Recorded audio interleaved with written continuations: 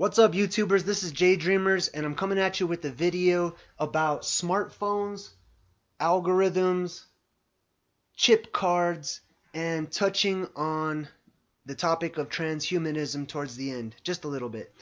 So, I wanted to start off by sharing with you guys something that happened to me a couple of days ago. During the night, my phone would show me this message: your device has been unlocked to support an international UICC as well as your Sprint UICC. And I thought it was strange because I couldn't exit out of this screen. The only option was to click OK. So I even tried turning my phone off and it didn't turn off. So I clicked OK. Well, sure enough, it popped up again, and it popped up a few times in the night. Well, when I woke up in the morning, this same message was on my phone. So I tried looking it up on Google, and there's a few people have some basic explanations. Oh, it's so that your phone company can do this. It's so that you can enable this. But the main thing is that I did not request this. I did not approve this. I did not okay this. It was just done to my phone by whoever, anyways, without my permission. So, anyways, that was really strange. And then, a lot of us understand how out of control technology is, but let's talk about it for a second. So, I want to talk about my smartphone. I use GPS in my job a lot, and one of the features that these smartphones have is the ability to basically listen to your voice. And a lot of people understand Google. You can just say, "Okay, Google," and then you'll hear bling, and it's listening. And I actually had to turn off my phone to make this video so that I could say, "Okay, Google," without it listening to me. But if I say "Okay, Google," people don't understand what that means. Like, oh, you just say "Okay, Google," and you could just talk to your phone, tell it what to do. If I can say "Okay, Google," and my phone chirps and starts recording me, that means that my phone, prior to me saying that, was listening for me to say it.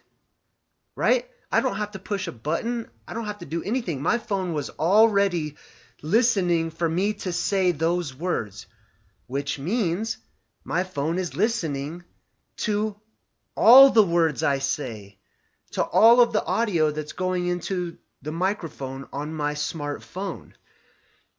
So my phone is actively listening to me. Anyways, I wanted to bring that up because it's kind of a creepy thought, but it's also reasonable to understand that, if you can tell your phone something without prompting it, that it is constantly listening to you. So we have these smartphones, and, they have things like GPS that shows us where they are, and obviously they're all connected to Google or other search engines. They call them search engines, but what they really are is a form of supercomputer that have algorithms and things like that to store up your information. Which brings me to this new thing, this chip that they're putting on credit cards and debit cards. I got a chipped card in the mail, and I didn't even request it. It was just sent to me. They automatically replaced my old card and sent me one with this chip on it. Now, I first saw this chip back when I was in the military. They began to put it on our ID cards. And when people asked or questioned, "What's this chip about?" we were given generalized answers because honestly nobody really knew. They were saying, "Oh, well, it's got your thumbprint on it," or "It's got more information just in case something happens to you." And this is kind of the generalized, vague answers that I've gotten when I've asked people, because I inquire all the time. I ask people, what do they think? And a lot of people in the world today are sheep, so we just accept whatever is given to us, and we accept this generalized answer. So people are told, oh, well, the chip, it's more secure. It's more secure than the strip on the back of it. And it makes it harder for thieves to steal and this and that. Um, Something about that does not resonate within me. That doesn't sound right to me whatsoever. Uh, I'm sure that there's some kind of truth to that. However, um, it seems to me like technology is getting to a point where it's being made to record and keep track of what I am doing, of what I am saying, of where I am, of what I am purchasing. There was a movie, I think it was called The Manchurian Candidate. Um, I think that was it, where every time somebody purchased this book called The Catcher in the Rye, every time they scanned it at the store to make that purchase, it would raise a flag in this supercomputer somewhere, and that person's location, their information would all pop up, and it would basically build a dossier on this person.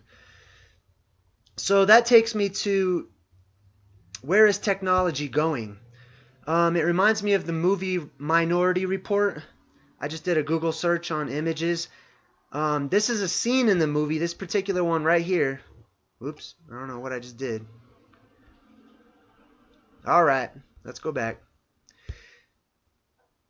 Okay, anyways, this is a scene in the movie where the main character, John Anderton, is walking through like a mall or something, and they have these eye scanners everywhere, and it scans him, and the second it gets his information or collects his ID, these personalized ads pop up, and they speak to him personally and directly, and he actually has a unique advertisement experience based on a dossier, a file that is sent into a supercomputer to build up a file on all of his likes, all of his dislikes, what his interests are, even how long he spends looking at the ad. Now, this is a real thing. This is being used today. When we see advertisements on various media platforms, the advertisement will play, and then oftentimes we have the option of, skipping the ad whatsoever. And we might think, if I click on the ad, then it'll know, that I'm interested in it. But it's even more detailed than that. It will actually record how long you're watching the ad until you bypass it. It's recording all that time. Anyways, so technology is getting to the point where we are being kept track of. Everything about us, all the information that makes us unique in our experience, in the lives that we're living, is being recorded all over the place. And it's even being pawned off and passed off as entertainment, so that a lot of the work is taken off of the shoulders of those who are trying to build files on us, and they're getting us to build files on ourselves. For example, Facebook, social media, our phones, games that we're playing, we are starting to do their work for them. And the sad thing is, they have tricked us into actually enjoying it. So what does that bring us to? A popular topic. This is a picture from the movie Transcendence. There are various movies out about transhumanism. And I'm not so sure that transhumanism is what a lot of us think it is, which is, they are trying to get us to become more like them, or they're trying to turn us into robots, or what have you. It might be, but I don't want to get too deep into it. But what it seems like to me is all of this technology, all of this information about all these individuals is being fed into algorithms, which is mathematical equations used to predict an outcome. in order to control the energy that we put out into the world. So it's kind of like a farmer who wants to have control over his crops. He wants as much information about the best time to grow versus the best time, which plants to grow and when to rotate his crops, etc.